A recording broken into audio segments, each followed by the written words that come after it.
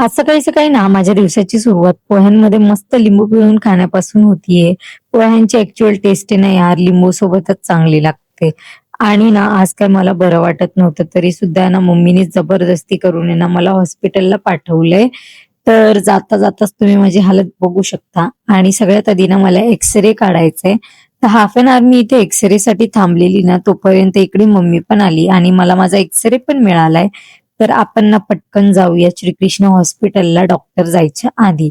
आणि ना आम्ही इकडे येऊन जवळ-जवळ आता ना 1 तास होईल. पण ना डॉक्टर तर नाही गेलाय, त्याची वेळ निघून गेलीये तरी सुद्धा. पण आमचा नंबर पण नाही आलाय.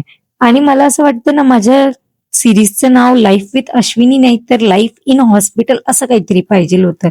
कारण की सगळी लाईफ तर माझी हॉस्पिटलमध्येच चालली आहे यार. मला ना खूप कंटाळा आलेला इथे बसून-बसून तर मी हा गेम खेळत बसले आणि 1.5 तासांनंतर आहे ना मला आतमध्ये पाठवलंय जिथे ना माझा नंबर जस्ट नेक्स्ट असणार आहे.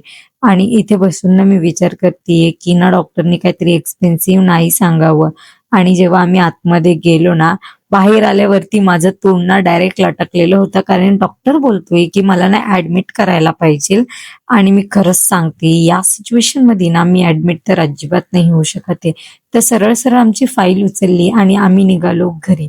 आता मी ऍडमिट का नाही होऊ शकत आहे कारण की मी स्वतः जॉबला नाहीये, माझी दीदी जॉबला नाहीये.